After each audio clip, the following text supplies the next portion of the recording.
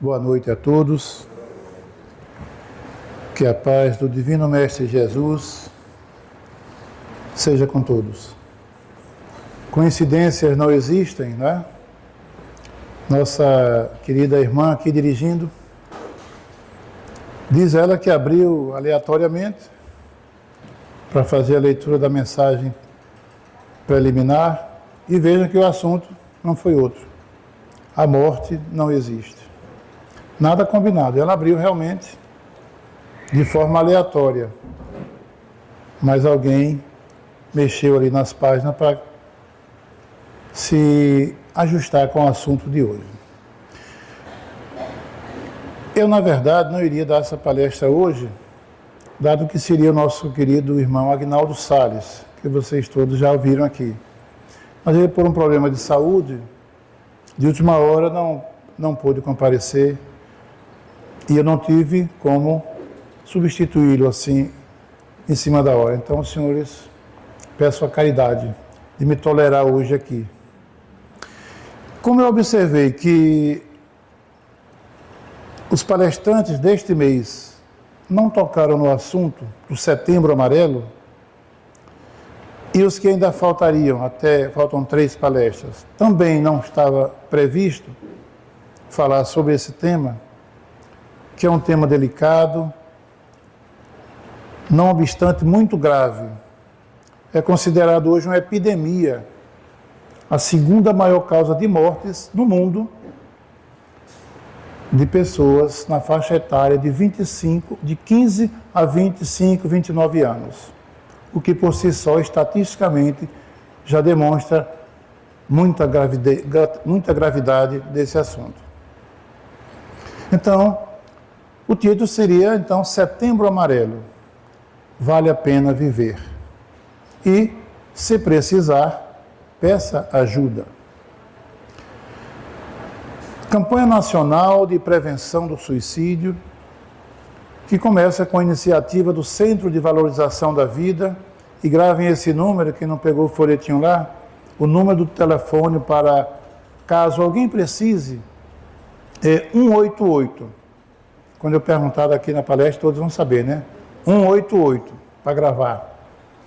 Então, esse telefone atende 24 horas, com pessoas preparadas para dar um suporte, dar uma atenção, ouvir o seu lamento, o seu desespero, a sua desesperança, enfim, e muito tem salvado muitas vidas.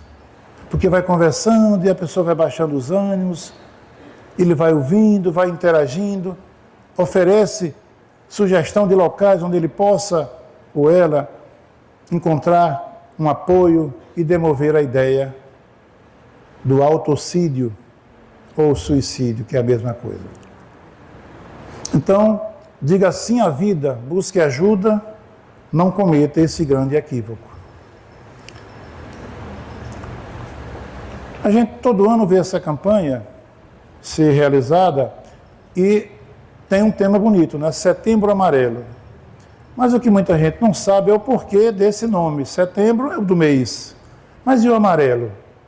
Nada tem a ver com as cores das flores do mês primaveril, que é setembro. Tem nada a ver. O amarelo e o nome da campanha vem de um incidente grave que ocorre nos Estados Unidos, numa pequena cidade, Westminster, no Colorado, em 1994. Um jovem de apenas 17 primaveras de existência nesse planeta comete o suicídio. E ele era um jovem muito querido, tinha um coração bondoso, era muito solidário com as pessoas, gostava de ajudar a todos, e também era conhecido porque ele tinha grande habilidade mecânica, tanto que ele conseguiu comprar um carro velho, um Mustang, um Ford Mustang modelo 1968, e ele conseguiu restaurar esse carro e que ficou um primor depois de restaurado. E ele pintou na cor amarela. Dada essa cor, ele ficou inclusive apelidado de Mike Mustang, porque ficou tão bonito o Mustang dele, que aí passou a ser conhecido, o Mike Mustang. Bem, como ele cometeu o suicídio, e ele era jovem, muitos jovens naturalmente foram ao seu sepultamento, ao seu velório, e eles tiveram a iniciativa, a ideia de, com uma cesta, arrumaram uma cesta e colocaram centenas e centenas de cartões com um laço ou uma fita amarela presa a esses cartões. O laço eles chamam lá no inglês yellow ribbon, que é laço ou fita amarela em inglês. Essa fita presa nos cartões, e o cartão tinha escrito a legenda: se precisar, peça ajuda. Essa mensagem, depois do sepultamento, se espalhou, todos pegaram os cartões, não sobrou nenhum, e se propagou, e centenas, segundo informações, centenas e alguns milhares de pessoas depois passaram a ligar, pedindo ajuda. Dizia a mensagem: se precisar, peça ajuda, e muitas vidas foram salvas, não chegando a termo o intento de tirar a vida. Então essa é a razão do nome Setembro Amarelo. Só para informação, né, a gente ficar sabendo por quê. No Brasil, a campanha começa em 2015, por uma iniciativa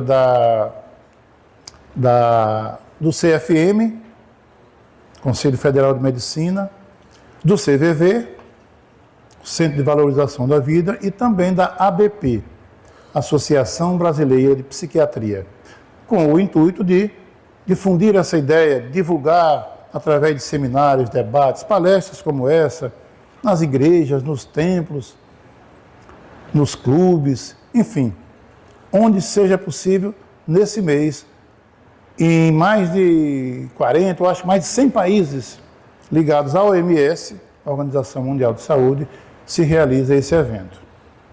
E ele é de suma importância. Daqui a pouco eu vou falar um dado que os senhores vão comprovar o que eu estou dizendo, da importância. Falar sobre suicídio é como falar sobre aborto. É um assunto bastante delicado, mas assaz grave.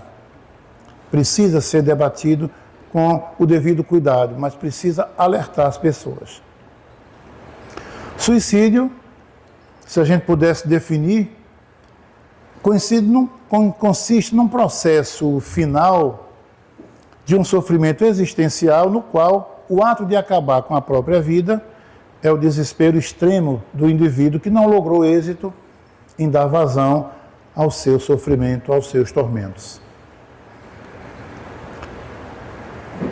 Agora, antes de começarmos mesmo, como eu dizia a nossa querida dirigente, essa semana, antes da palestra, eu via alguém na internet também falando sobre o assunto, citando um livro do nosso benfeitor Emmanuel, que era o guia do nosso querido Chico Xavier. Eu já dou aqui para quem quiser depois adquirir o livro, baixar pela internet. O livro é Recados do Além, Emmanuel. Esse livro é um livro tipo de mensagens, como esse que foi lido aqui. Capítulos curtos, de uma página, alguns com uma página e meia, mas são mensagens profundas sobre os vários temas que afetam a nossa vida, com o objetivo de nos alertar. E esse capítulo 28, o título é Imortalidade.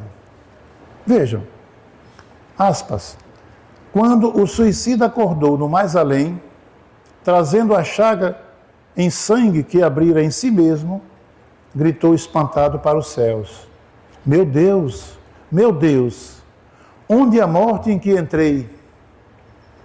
Uma voz, porém, lhe respondeu aos ouvidos da consciência profunda: meu filho, não sairás da morte. Ou melhor, meu filho, sairás da morte tantas vezes quantas forem necessárias, mas da vida, jamais. Porque todo aquele que comete esse ato, ceifando sua própria vida, normalmente ele não acredita na vida após a morte do corpo. Porque ele acredita que na circunstância em que ele se encontra, o seu sofrimento é tão grande e que acabando ali tudo está resolvido, ele assim o faz. Porque se ele tiver consciência de que a vida prossegue além túmulo e alguma noção de como se passam as coisas pelo outro lado, refletiria muitas vezes antes de cometer esse ato insano, ilusório e equivocado.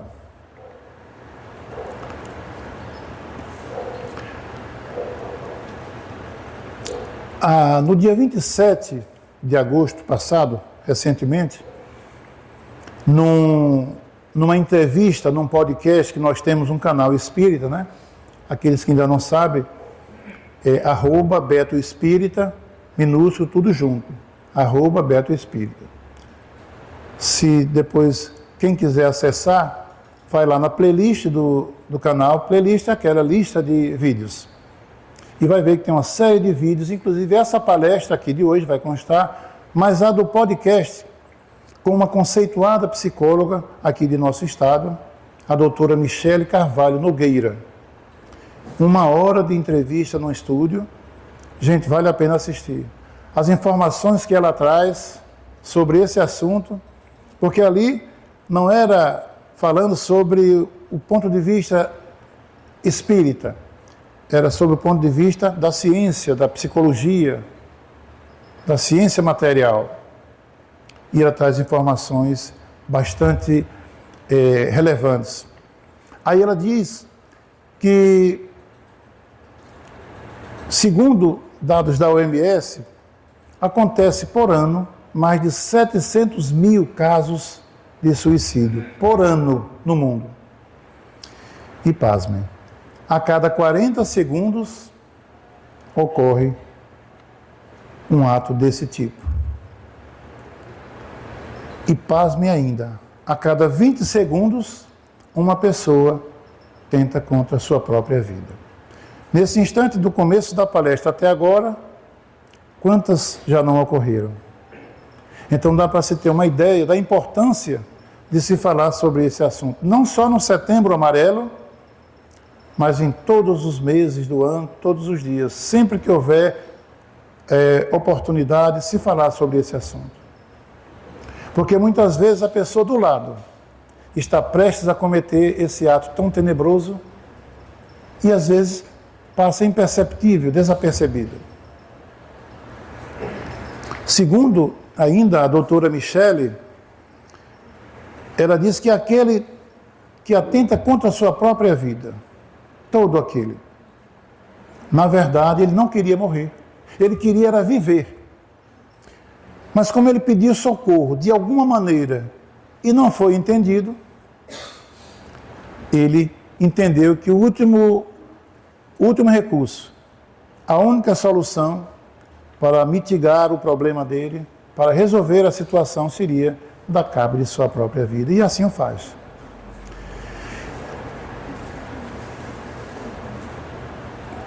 Eu dei uma palestra nesse mesmo tema quarta-feira passada, no Centro Espírita Chico Xavier, de nossa querida Terezinha, que também dá palestra aqui.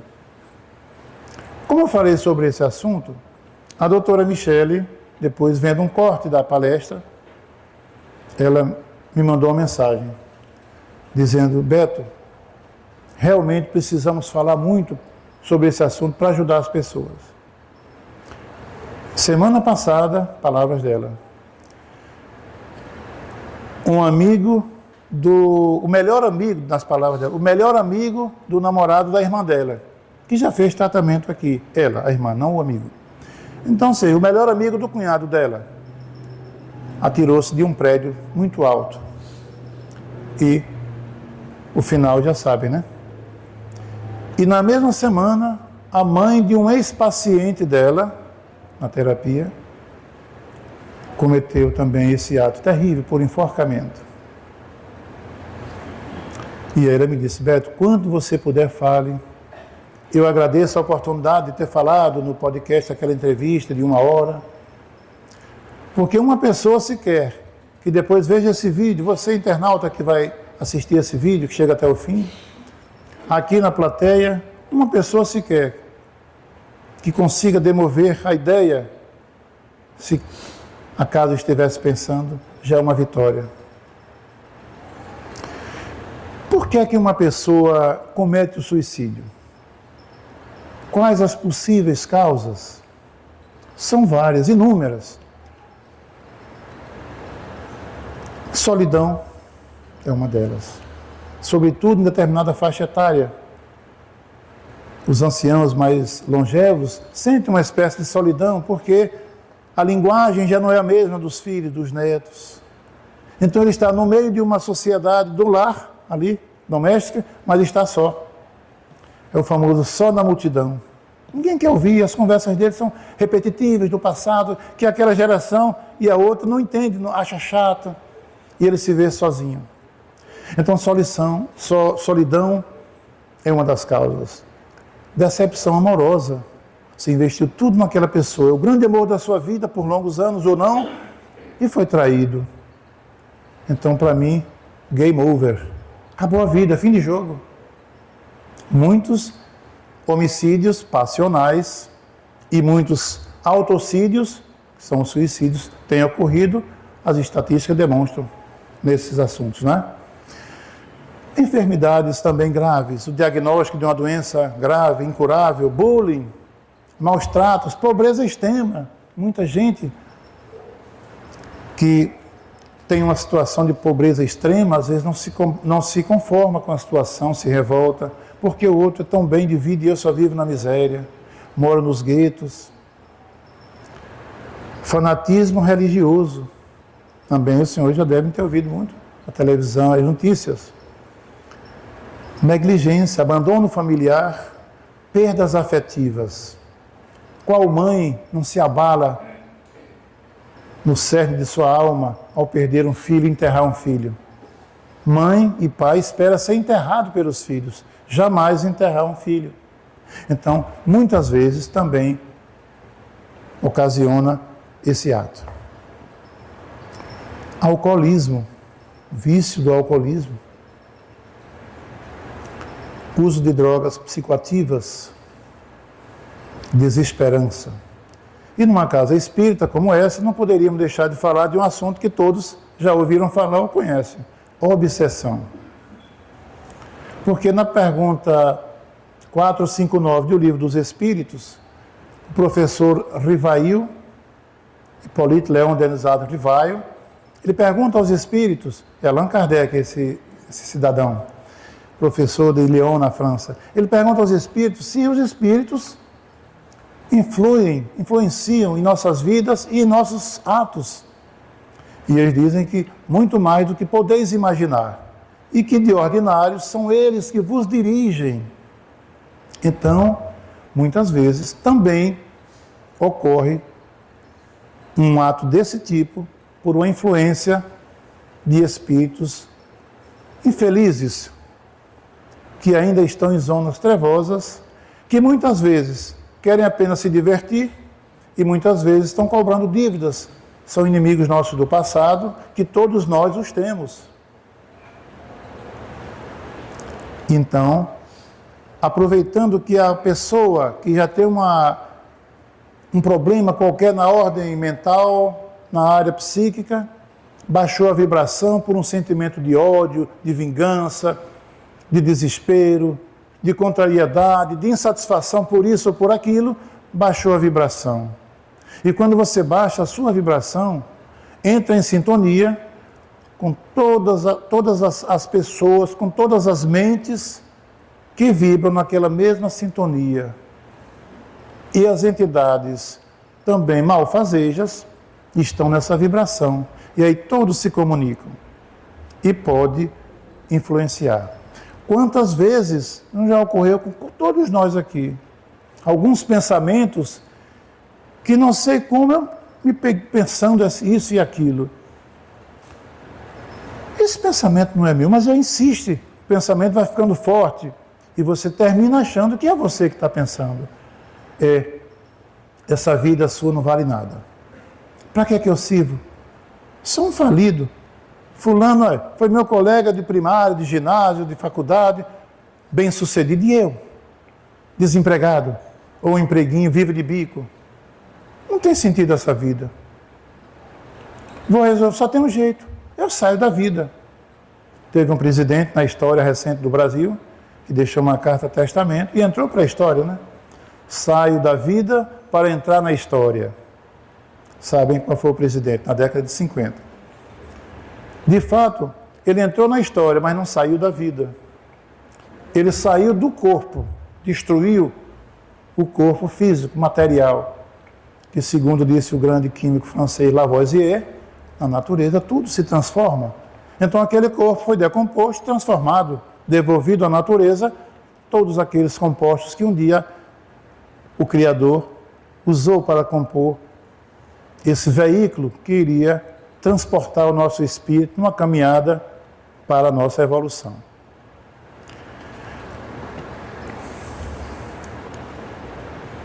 A doutrina espírita, com base nos ensinamentos do Cristo, e eu faço sempre questão de dizer em todo lugar onde eu falo, a doutrina com base nos ensinamentos do Cristo, quero dizer que é uma doutrina cristã, eminentemente cristã.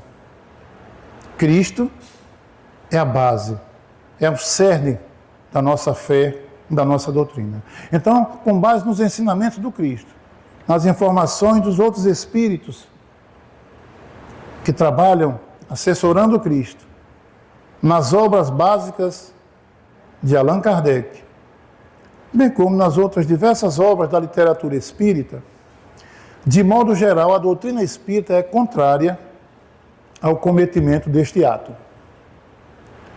A doutrina ainda esclarece sobre esse grande equívoco, uma ilusão, e alerta quanto às consequências para aqueles infelizes irmãos que abreviam o seu regresso à pátria espiritual pelos umbrais do suicídio. Agora eu já faço um parêntese. Todo aquele que comete esse ato, na verdade, está cometendo um crime. Quem mata uma pessoa comete homicídio. Quem mata a si próprio, suicídio ou autocídio. Mas não cabe a nenhum de nós fazer juízo de valor. Não julgueis para não seres julgado. Mateus 7, lá no Sermão do Monte. Não devemos julgar ninguém, porque a nenhum de nós é dado afirmar, eu nunca farei isso. Porque o nunca é muito numa existência terrena que, por mais longeva que seja, 90, 100 anos. Então, nenhum de nós poderá, nem deverá dizer, eu nunca farei isso.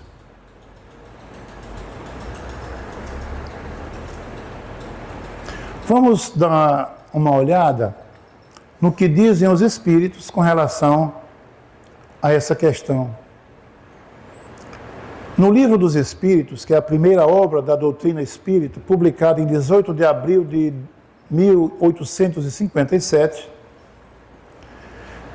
esse livro tem atualmente 1019 questões. A primeira edição tinha, se não me falha a memória, 511. Não era, Bené? Você que é um estudioso. Na edição atual, tem 1019 questões. Mas nas questões, que aliás eu sugiro que os senhores depois leiam, 943 a 957, olha, das questões 943 até a de número 957. Tem um título, Desgosto e Suicídio. O bom que está sendo gravado, quem não gravou pode voltar ao vídeo e ver depois, né?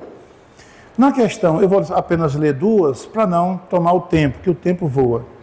Na 944, Kardec pergunta aos espíritos superiores que o auxiliavam na codificação: tem o homem o direito de dispor de sua própria vida?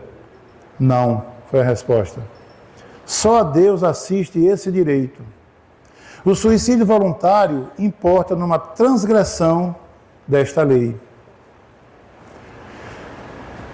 Quando nós reencarnamos, antes há uma planificação no mundo espiritual em que nós vivemos, que a verdadeira vida é lá. Aqui é um pequeno estágio para que nós possamos ir evoluindo. E Deus que, como responderam também os Espíritos, na primeira questão do Livro dos Espíritos, que é Deus, inteligência suprema, causa primária de todas as coisas. Suprema é um adjetivo no grau absoluto, no grau mais elevado, superlativo. Então, supremo quer dizer, não há mais inteligência do que ele é o maior. Então, na sua suprema sabedoria, tudo é planejado e você reencarna com um fluido vital para, digamos, 80 anos, traduzindo, com combustível para manter a sua vida física de 80 anos. Vamos dizer 90, bem longeva. Mas aos 30, por razões que não cabe a ninguém fazer julgamento, as tormentas se abateram nos mares bravios da nossa vida e aos 30, portanto, com 1/3 do fluido que você veio para viver, para lhe sustentar, você deu cabo de sua vida, ficou faltando 2/3. É o que disse na leitura do Evangelho,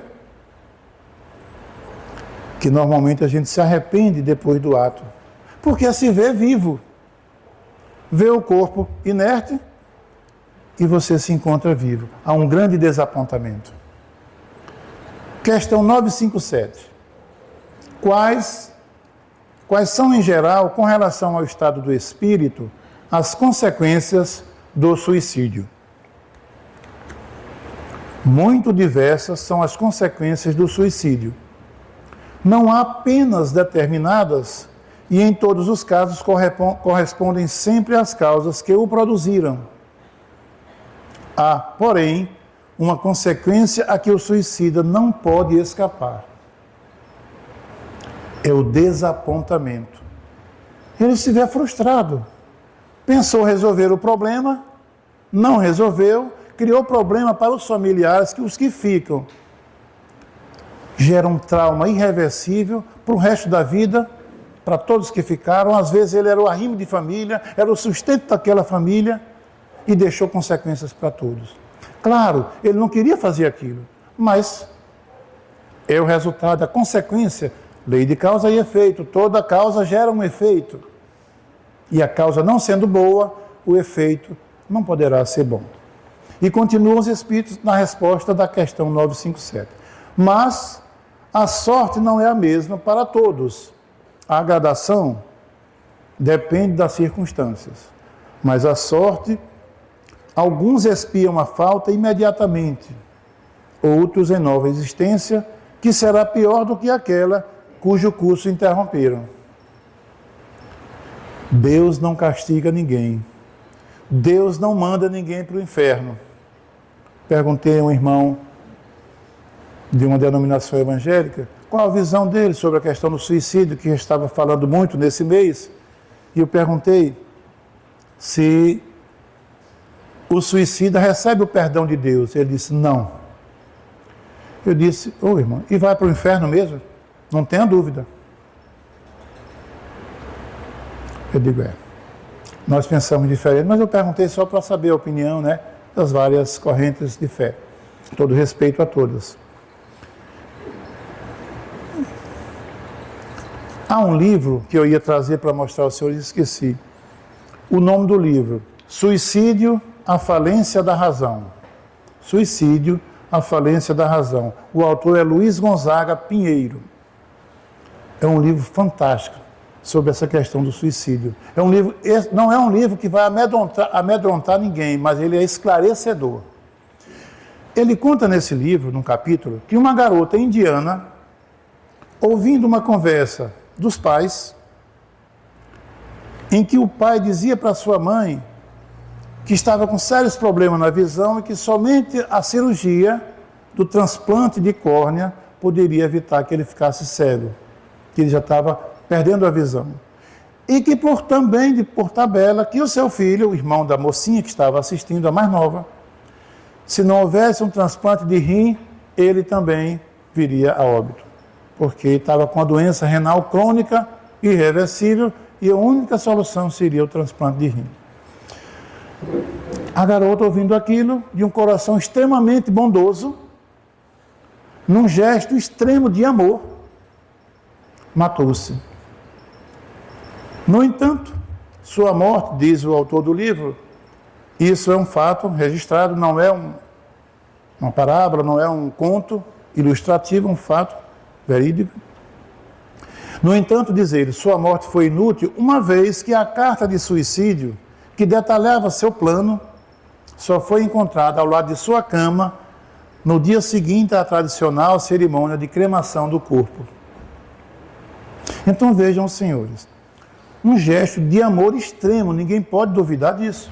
Pense, você doar a sua vida para salvar o outro. Ela pensou, detalhando na carta, deixo minhas córneas para meu papai e os meus rins para meu irmão e parto feliz nos braços do Senhor. Imagine coisas do tipo assim. Então, muitas vezes a gente não pode confundir e tomar decisões equivocadamente e ilusórias. Por quê? Mesmo sendo um ato de amor, mas por amor não se mata. Por amor se vive. Também não se deve fazer juízo de valor da adolescente que chegou a esse trágico fim. Mas é esclarecendo, porque muitas vezes o ato em si, a intenção é boa e Deus olha a intenção, certamente terá atenuantes no seu futuro ciclo reencarnatório, mas que a lei de causa e efeito lhe será aplicada, não tenha dúvida. Deus não vai castigar ninguém, mas as leis instituídas por Ele, que são imutáveis, irrevogáveis, serão cumpridas. A cada um, segundo suas obras, disse o Cristo, lá no livro de Apocalipse. Paulo, o apóstolo dos gentios, vai dizer algo parecido, me parece na sua carta aos Gálatas, que a semeadura é livre, mas seremos escravos na colheita. Tudo eu posso semear, mas na colheita vai ser na proporção daquilo que eu plantei, que eu semeei. No documento endereçado à mãe, a garota pedia para que doassem suas córneas ao pai e os rins a seu irmão. Quando a mãe soube do real motivo, olhando a carta do suicídio da sua filhinha, entrou em estado profundo de choque. Aí pense, um ato desse não resolveu, ela tirou a própria vida, criou uma situação sem igual para todos os familiares que ficaram, com um trauma para o resto da vida daquelas pessoas, e que se ela pudesse, não teria farido aquilo, não faria aquilo que fez, se refletisse antes. Bom, a psicóloga, a que me referi no começo, doutora Michele, tendo já atendido mais de 4.000 pacientes, ela disse que algumas crianças, prestem atenção, por ela atendidas ao longo desses 21 anos, que ela é jovem ainda, mas já tem muita estrada na psicoterapia, ela também é formação em neuropsicologia, né? Também é perita judicial, autora de livros, é muito competente essa moça. Então, ela diz que muitas crianças que ela atendeu, numa faixa de 5, 4 a 8 anos, algumas chegaram a dizer para ela, doutora, eu tenho uma dor, eu sinto uma dor na minha alma. Olha, gente, uma criança de 5, 6, 8 anos, dizer que tem uma dor na alma, no mínimo chama atenção para que a gente acenda uma lâmpada amarela, né, de alerta, caso para ser investigado, observado, alguma coisa está fora da curva. Na maioria dos casos, dizia ela ainda, que a pessoa que chega ao cometimento desse ato extremo, de alguma maneira, já vinha apresentando algum sinal, algum sintoma, embora passando batido por todos, passando desapercebido, mas já apresentava algum sintoma que pudesse desencadear a ideação suicida e chegando ao cometimento. Ela diz que, por exemplo, muitos casos de pessoas que normalmente eram ríspidas, não eram pessoas muito cortês, muito educado, e de repente passa a ser muito cortês, por favor, dando alguns brindes, alguns presentes, sendo carinhoso com a mulher, com o namorado, enfim, totalmente contrário àquele comportamento original da pessoa. Então, quando há uma mudança abrupta da pessoa, ela diz que é um sinal para ser observado, que muitas vezes a pessoa está se despedindo com aquele gesto de impressionar os outros. Olha, ele mudou tanto agora, está um anjo fulano. Tem que observar, em muitos casos, procurar o auxílio especializado, uma terapia, um psiquiatra. E o primeiro passo também é a pessoa aceitar que precisa, né? No livro O Céu e o Inferno, eu trouxe esse para... O Céu e o Inferno é a quarta obra do Pentateuco de Kardec. Primeiro é o Livro dos Espíritos, depois vem o Livro dos Médiuns, né? O Evangelho é a terceira, o quarto, O Céu e o Inferno, ou A Justiça Divina é o nome do livro, e o último é A Gênese. Nesse livro aqui, tem um texto interessante. No início da Guerra da Itália, em 1859, um negociante de Paris, esse é o texto do livro, Ipsis Literis, gozando de estima geral de todos os seus vizinhos, tinha um filho que foi chamado a ir defender a sua bandeira, defender a pátria, ir para a guerra. Achando-se ele, pela posição que ocupava, na impossibilidade de exonerá-lo do serviço militar ao seu filho, teve a infeliz ideia, sou eu que estou dizendo, teve a ideia de se suicidar para isentá-lo de ir para a guerra. Pensou ele, penso eu, né? Bom, ele era filho único, se eu me suicido, a mulher fica viúva, então filho único de viúva não vai para a guerra. E a guerra logo acabou. O filho não foi para a guerra e ele desencarnou. Um ano depois, foi evocado por uma pessoa conhecida na Sociedade Parisiense de Estudos Espíritas. E nessa evocação, ele conta o estado em que se encontra no mundo espiritual depois do suicídio. É um texto que vale a pena ser lido. Ele diz que sofre, que não valeu a pena. Só para os senhores terem uma ideia, ele começa assim, ó. Deixei até marcado aqui. A evocação. O Senhor poderia nos dizer se é possível evocar o espírito do homem sobre o qual acabamos de falar? A história do... Quem responde? São Luís.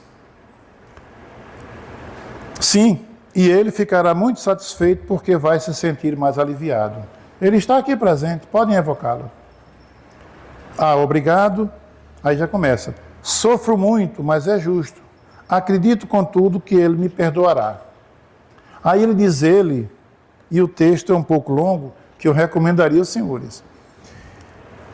Diz o texto do diálogo com esse espírito, que ele tremia a mão e não conseguia falar a voz, só falava de, e não conseguia completar a palavra, era Deus.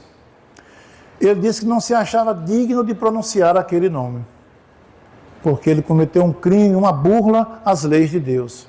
E não se achava digno, não tinha nem condições, ele não saía do D.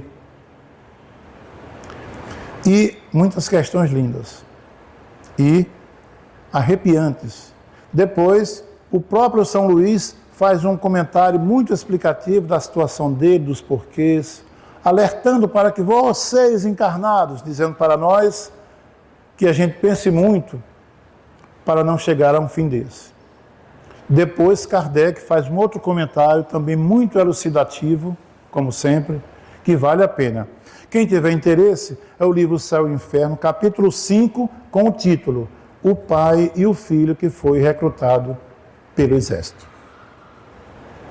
Então, veja, ele teve uma boa ideia, a ideia era boa, a intenção era boa, mas equivocada. Porque muitas vezes a gente faz coisas pensando bem, por amor, mas de forma totalmente equivocada que prejudica.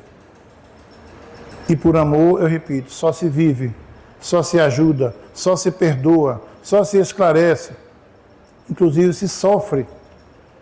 Porque pense, muitas vezes nós encarnamos com uma programação, tem dois tipos de missão, provas e de expiação. Eu posso vir numa condição de pobreza por uma prova que eu mesmo pedi, porque eu já fui rico em outras vidas e abusei.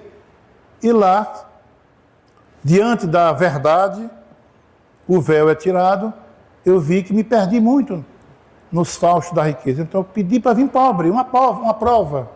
E quando aqui chego, diante da prova, eu me revolto. E como nas escolas, a evasão escolar. Eu aí fujo da prova pelos umbrais do suicídio. Outras vezes, é uma expiação. Lei de causa e efeito sendo aplicada. Se você cometeu muitas agruras no passado, chegou o momento de você quitar a sua fatura ou aliviar um pouco, atenuar os seus débitos.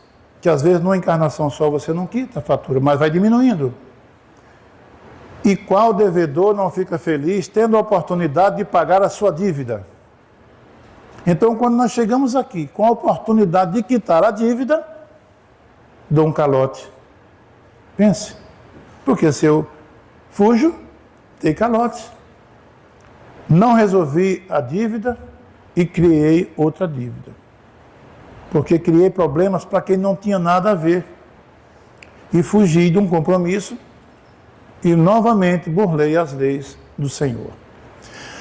O escritor português Camilo Castelo Branco, sob a orientação do espírito Leon Denis, ele conta não só a sua história como suicida que foi, mas também a de outros espíritos como ele, suicidas, através da mediunidade Dona Ivone do Amaral Pereira, na obra Memórias de um Suicida. Essa obra é a obra mais importante sobre esse assunto. No começo, a leitura chega a causar certo impacto, dado a riqueza de detalhes com que descreve as cenas dramáticas ali expostas. Ela fala também da grandeza, da misericórdia divina em prol dos espíritos suicidas e que há sempre esperança para os faltosos que se arrependem. Ela ainda chama atenção para que no limiar de nossas expiações não busquemos aliviar as nossas dores pela porta equivocada do suicídio, porque a vida não acaba no túmulo, a vida prossegue. Uma vez que Deus criou os espíritos simples e ignorantes, como está lá no livro dos Espíritos, uma vez que nós fomos criados, nunca mais morreremos. Os corpos são vestes que a gente utiliza e que, ficando rotas pelo tempo, precisam ser abandonadas para depois usar novas roupagens. O livro Memória de um Suicida, para ter uma ideia, é esse aqui, fininho, é. Vou mostrar aqui para a câmera. É um livro bastante extenso, mas é uma leitura que vale a pena, gente. Nesse livro, ela esclarece a história do Camilo Castelo Branco e de outros, diz a situação como se encontravam nas regiões tenebrosas, dada a situação como consequência do ato danoso do suicídio.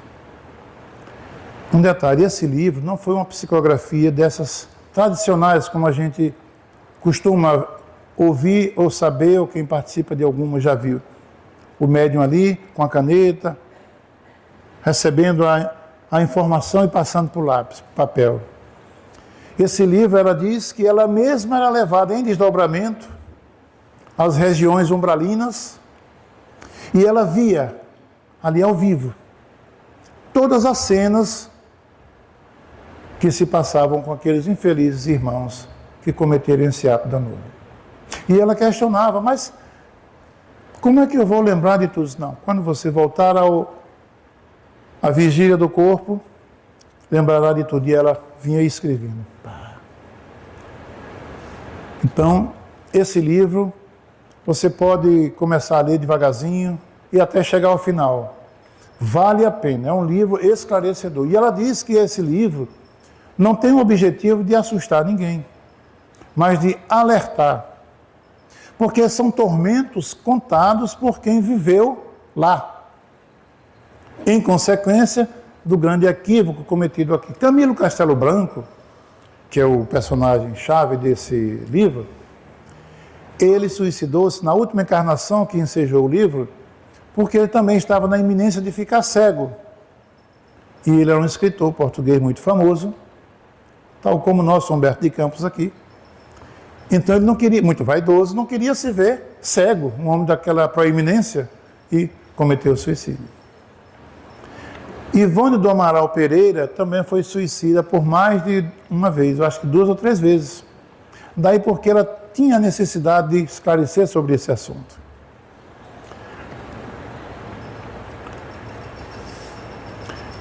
Ivone do Amaral Pereira ainda fala no seu livro. Ivone nasceu em 1900, do século passado, e morreu, desencarnou em 1984, aos 84 anos, né?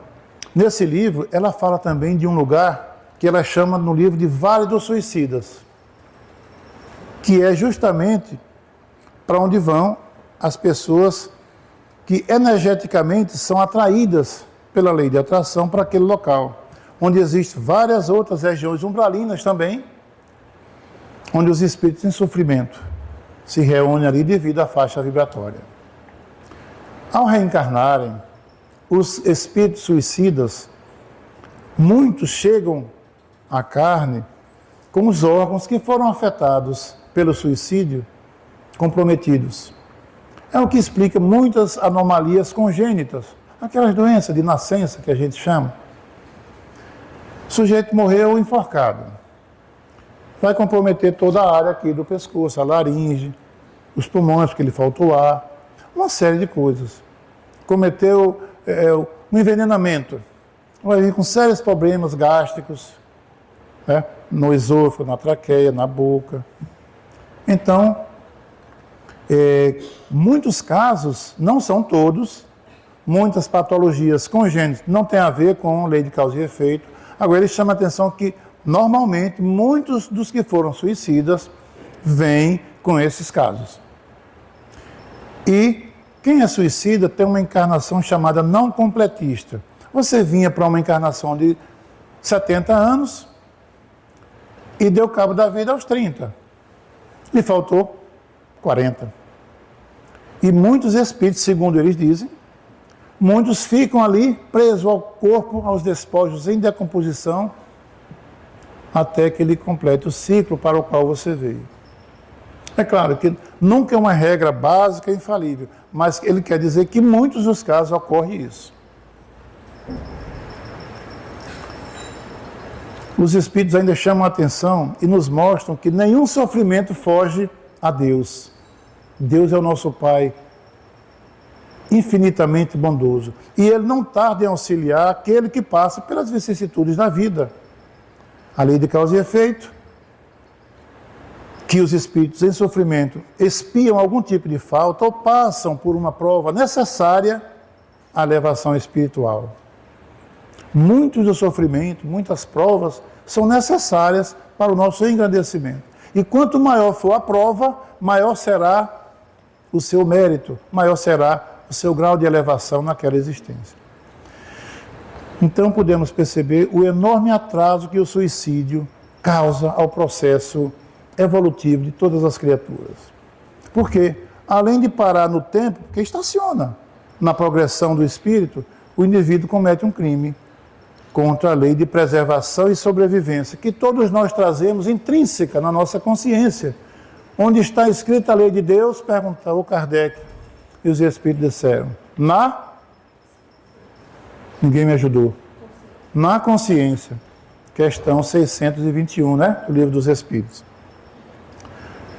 Ainda um outro exemplo, tem também o suicídio indireto ou involuntário, que é aquele em que o indivíduo não quis dar cabo de sua vida deliberadamente. Não deu um tiro, não se atirou de um prédio, não se jogou debaixo de um trem, de um caminhão, de um ônibus. Mas ele sabia que se bebesse muito poderia ter complicações renais, hepáticas, no estômago, na boca, na língua, na traqueia, e continuou fazendo. O médico disse, olha, você tá ruim a sua situação, se continuar assim não dou um ano. E ele sai, fica com medo, mas depois diz, doutor, não consegui, não resisti, voltou a beber. Ele de fato não queria beber, não queria morrer, mas involuntariamente estava suicidando, porque sabia que a consequência final era fatal, era o óbito. Sujeito que usa droga psicoativa, né? Vício do tabagismo, sabe que pode ter consequências e pode lá levar ao óbito, mas ele faz. Ele não quer morrer, ele quer sentir o prazer daquele vício, o pseudo prazer, mas vai levá-lo ao óbito. Esse é o chamado suicídio involuntário. Um exemplo típico, na obra Nosso Lar, que todo mundo já viu o filme, leu o livro, de André Luiz, de Chico Xavier. André Luiz, nesse livro, ele é acusado de suicida por sua morte. E ele diz, quando alguém diz, sai daqui suicida, quem viu o filme ou leu o livro, e ele vai dizer, como suicida? Se eu lutei 3 meses, ou foi 3 semanas, num hospital, lutando contra a morte, pela vida, como é que eu sou suicida? Mas ele tinha os excessos alimentares, da bebida, do fumo, e aí está, causando marcas perispirituais para uma encarnação futura. Bom, chegando já para o final, então, quero reiterar aqui a todos os irmãos e a você, internauta, que está assistindo, o quanto torna-se danoso a nossa evolução espiritual o cometimento deste ato insano e equivocado e ilusório, porque é uma ilusão, não resolve nada e ele se vê vivo do outro lado. Então, aqueles que buscam por esta via o alívio de suas dores, de suas tormentas, não resolvem um problema e acabam por aumentá-las, encontrando o tormento, o infortúnio no além-túmulo. Os suicidas são atraídos para vales tortuosos, onde reinam as mais deploráveis condições subhumanas. E ali permanecem geralmente o tempo que deveriam permanecer na carne, caso não houvesse cometido esse ato brutal. Por mais difícil que pareça a situação, por mais aflitiva, não esqueçamos de que Deus está sempre conosco, está sempre ao nosso lado. Afinal, Ele é o nosso Pai, Abba, como Jesus dizia em aramaico, papai ou paizinho querido, é isso que é Abba em aramaico. Jesus dizia que esse Pai, que é o bom Pai, Ele sempre quer o melhor para seus filhos, para suas criaturas, que somos nós. Então eu recomendo a leitura do livro Evangelho segundo o Espiritismo, que já foi lido aqui, vou repetir, no capítulo 5, nos itens 14 a 17, o suicídio e a loucura. E agora as considerações finais de verdade, nem olhe para mim. Eu penso, meus amigos queridos, que uma das causas que levam a pessoa ao cometimento desse ato danoso é, sem dúvida, o afastamento de Deus, de suas leis, falta de fé.